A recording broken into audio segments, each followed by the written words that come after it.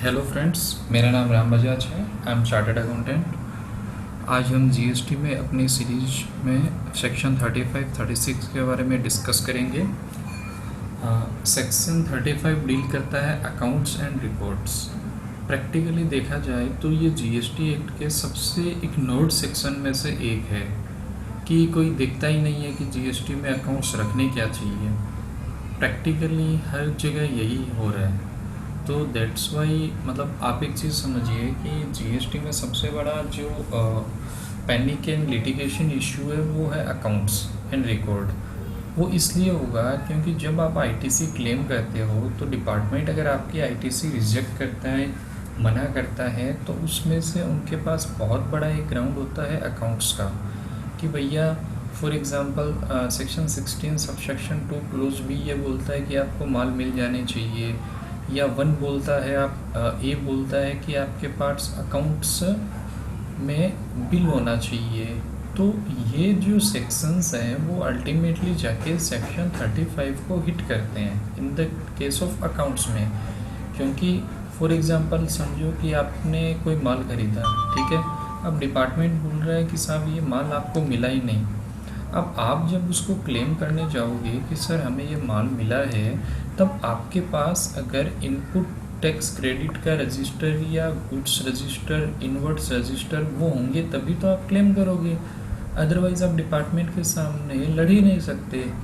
तो that's why I request all of you to get concentrate on this chapter 8। तो ये चीज़ आप maintain ज़रूर कीजिए। डीलर को हमेशा सलाह दीजिए। जब भी बुरा वक्त आएगा ना, बुरा वक्त मतलब जब आप डिपार्टमेंट के साथ उलझ जाओगे, डिपार्टमेंट आपको उलझा देगा, then same will help you on great basis. मतलब सेक्शन 35 के हिसाब से अगर आपने अकाउंट्स, बुक्स वगैरह रिकॉर्ड मेंटेन कर रखे हैं, देन आपको बहुत बड़ी हेल्प मिलेगी, बिलीव मी।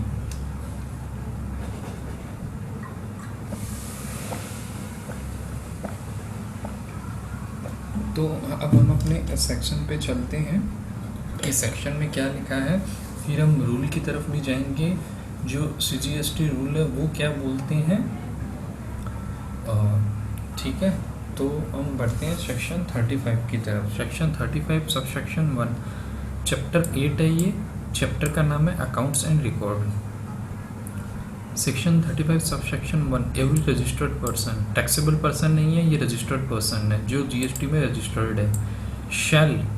शैल है यहाँ पे वर्ड यूज, मतलब he is mandatory to keep these accounts. Shall का मतलब हो गया mandatory. Shall keep and maintain at his principal place of business. Principal place of business कौन सा हुआ, प्रिंसिपल पैलेस ऑफ बिजनेस वो हुआ जो उसके रजिस्ट्रेशन में मेंशन है। एक आदमी ने 3 जगह अपने बिजनेस दिखा रखे हैं, तो वो तीनों जगह उसको रखने होंगे, वो नीचे आएगा। तो उसका जो रजिस्टर्ड एड्रेस है वहाँ पे मेंटेन होनी चाहिए। As mentioned in the certificate of registration, correct, a true and correct amount. ये चीज़ बहुत डिस्प्यूटेड है।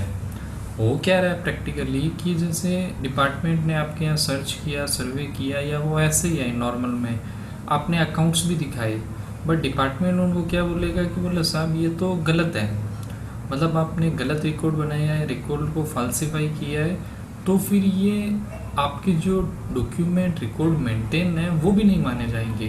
क्यों? क्योंकि सेक्शन इटसेल्फ बोल रहा है कि ट्रू एंड करेक्ट अमाउंट। आपके पास गुड्स इनवर्स रजिस्टर है, बट आपने क्या किया कि 1 महीने से उसको अपडेट ही नहीं किया, तो वो करेक्ट नहीं होगा ना, ट्रू नहीं होगा सिंपली, क्योंकि वो अपडेटेड नहीं है।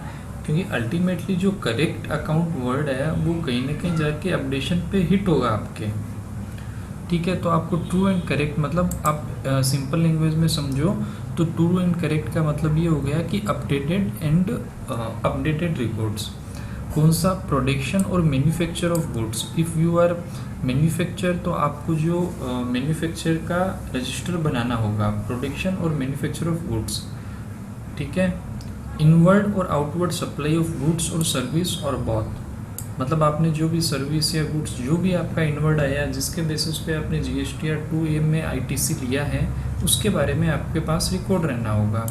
Stock of goods for the verification purpose, मतलब स्टॉक रजिस्टर हो गया।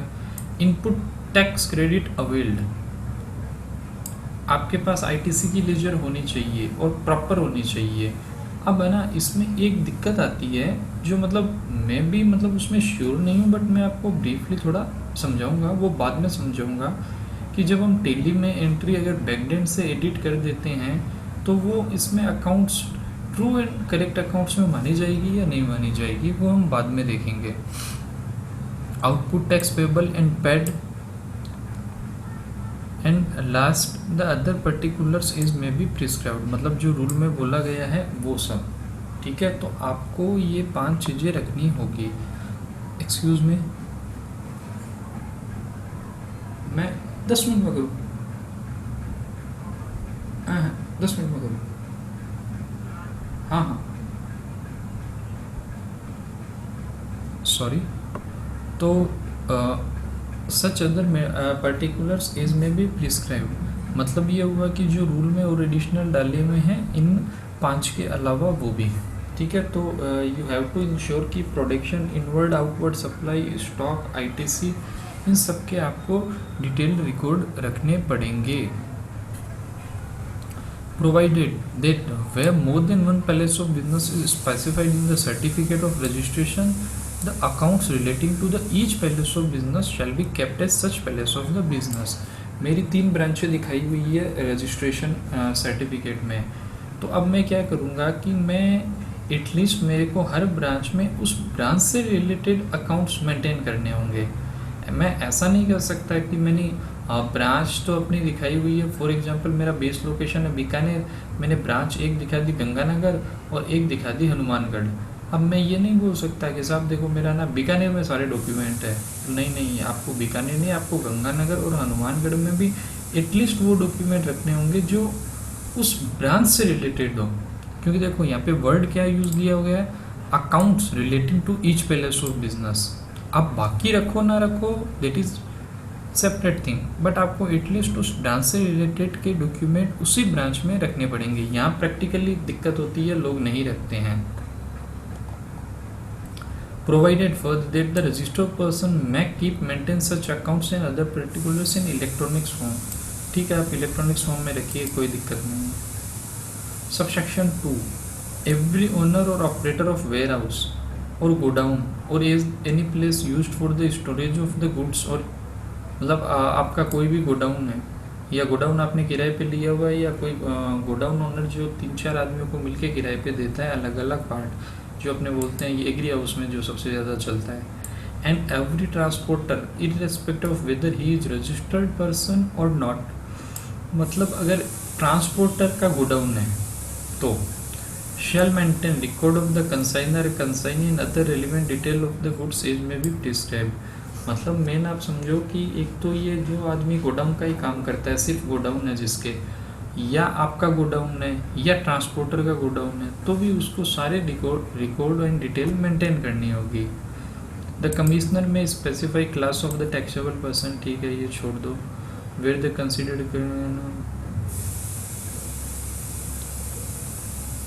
ठीक है भाई, कमिश्नर साहब परमिशन दे सकते हैं कि वो अपने प्रिंसिपल पैलेस बिजनेस के अलावा भी कहीं डॉक्यूमेंट अपने रख सकते हैं। प्रैक्टिकली ये होता नहीं है। ठीक है, फिर इसने 5 में बोल दिया 35(5) में ये जीएसटी ऑडिट वाला, रिकन्सिलेशन ऑडिट, ठीक है छोड़ दो। फिर 6 क्या बोलता है, subject to the provision of clause H of subsection 5 और 17। 17(5)(h) क्या बोलेगा, 17(5)(h) के सारे प्रोविजन उस पर अप्लाई हो जाएंगे, ये भी इतना कोई रेलिवेंट नहीं है। ठीक है, तो ये हो गया अपना 35 सबसेक्शन 1, जो सबसे ज़्यादा इम्पोर्टेंट है, वो थोड़ा सा 2, ठीक है, कि आपको अकाउंट्स एंड रिकॉर्ड मेंटेन रखने होंगे। सेक्शन 36 क्या बोलता है कि आपको अकाउंट्स कब तक मेंटेन रखने होंगे, आपको अकाउंट्स रखने होंगे 72 month from the date of filing of annual return, मतलब 7 मार्च 72 और आपकी एनुअल रिटर्न कब जाती है, एनुअल रिटर्न कैसे जाती है हम लोग सब जानते ही हैं। मतलब आप मान के चलो कि आपको 7 से 8 साल रिकॉर्ड रखने होंगे। ठीक है, ये तो ठीक है, उन्होंने बोल दिया। ठीक है, ये अपना सेक्शन 35 और सबसेक्शन सेक्शन 36 था। Now we go to the rules. Rule कहाँ है इसके, ये टैक्स रूल नीचे,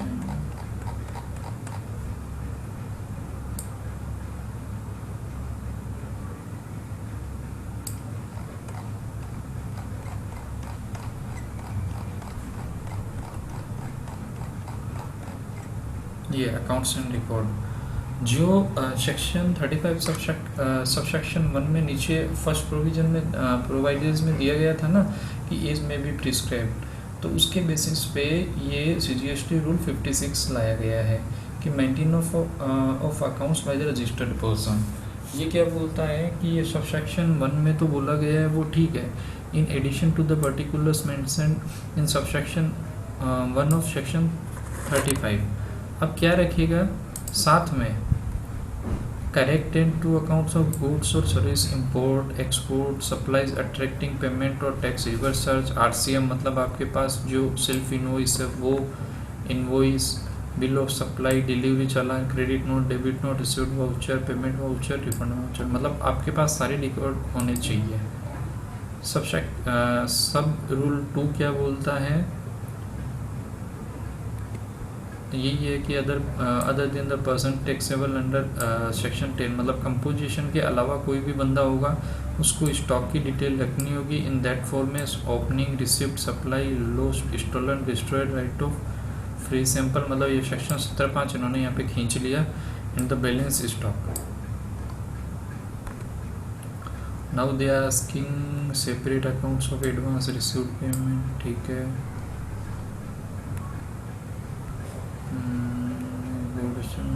ठीक है, ये उससे रिलेटेड कि भी जिससे माल आया उनकी सारी डिटेल चाहिए, ठीक है। फिर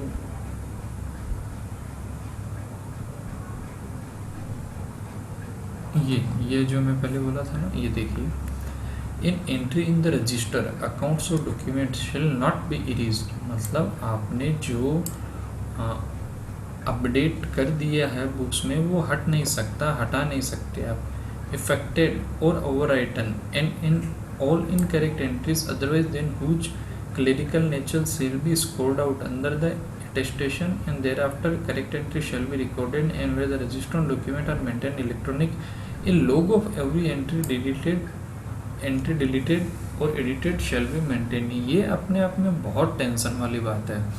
लोग क्या होता है, जैसे फॉर एग्जांपल होता क्या है कि अपने कोई भी इलेक्ट्रॉनिक सॉफ्टवेयर में काम करते हैं तो उसमें जैसे ही हमने कोई चीज़ एडिट की ना, जैसे टेली में आज हमने एंट्री कर दी, एंट्री में हमने डेट गलत डाल दी, हमें 10 दिन पहले की डालनी चाहिए थी, हमने आज की डाल दी, तो अगर हम उसको चेंज कर रहे हैं तो वो जो एडिटेड का जो लॉग है ना वो सिस्टम पे क्रिएट होना चाहिए।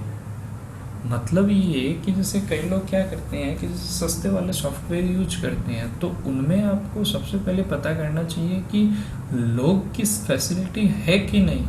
अगर लॉग की फैसिलिटी नहीं है और डिपार्टमेंट ने आप पे एलिगेशन लगा दिया कि आप रिकॉर्ड को ना मॉडिफाइड कर दी है, ये असली है ही नहीं, सब रूल 8 को का सहारा लेके, तो आपके लिए जवाब देना बहुत भारी पड़ जाएगा, क्योंकि 8 ये क्लियर बोलता है कि लोग आपके पास मेंटेन होना चाहिए, जो सबसे लास्ट लाइन है।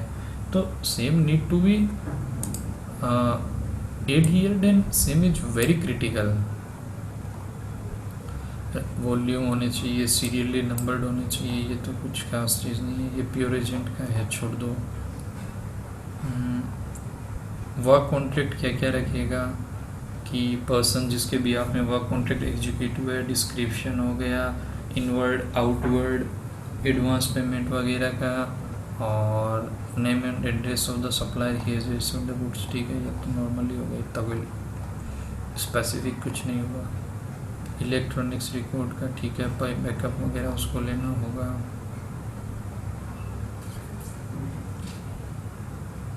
गोडाउन के ओनर को ENR 1 में डालना होगा। चलो ठीक है, तो प्रैक्टिकली है नहीं इम्पोर्टेंट, ठीक है। यही थे सर अपने अकाउंट से रिलेटेड प्रोविज़न। तो आई होप कि you will like this video and please subscribe the channel finally I, हाँ एक चीज़ मैं भूल गया, मैं लेना चाहूँगा उसको। या किसी ने मेरे से क्वेरी की थी कि सर 44AD में इनकम टैक्स एक्ट बोलता है कि आपको अकाउंट्स और रिकॉर्ड रखने की ज़रूरत नहीं है एक्सेप्ट सेल्स। तो इन दैट केस अगर मेरा क्लाइंट है तो मेरे को एज पर जीएसटी रिकॉर्ड रखने होंगे कि नहीं रखने होंगे? तो इसके बारे में मेरा सिंपल सा व्यू है कि अभी हमने जैसे सेक्शन 35 पढ़ा, 36 पढ़ा और ये तीनों रूल पढ़े, तो इनमें कहीं लिखा हुआ है क्या कि भैया जो 44AD इनकम टैक्स में उसको रखने की ज़रूरत नहीं है? नहीं लिखा हुआ, इसका मतलब क्या है कि रखना है। क्योंकि एज एडवाइज़र आपको टैक्स हमेशा नेगेटिव वे में लेना चाहिए, क्योंकि जब तक लॉ में, स्टैच्यू में या रूल्स में कोई चीज़ स्पेसिफिकली मार्क नहीं कर दी जाती तब तक आप उसको अपनी मर्ज़ी से नहीं मान सकते। तो that's why they need to keep all the record pertain to at least as per requirement of section 35 and rules thereunder. तो आई होप कि आपको ये चीज़ क्लियर हो गई। तो रिकॉर्ड आप अपने डीलर को हमेशा बोलिए कि सब रिकॉर्ड रखे, क्योंकि जब डिपार्टमेंट उस पर एलिगेशन लगेगा ना तो ये ही काम आएगा उसको लड़ने के लिए। Thanks all of you for watching this video. अपना फीडबैक ज़रूर दीजिए। Thank you.